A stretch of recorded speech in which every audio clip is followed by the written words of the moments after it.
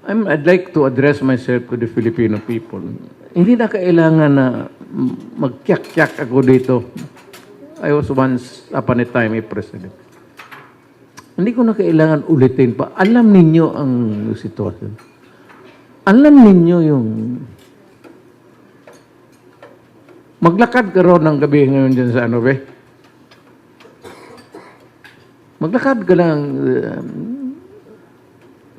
mag-ikot ka ng Manila kung makaikot ka ng buhay.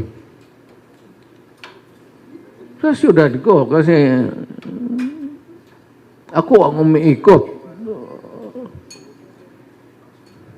At ako yung pumapatay. Hindi naman sila. You know, simple na lang tayo.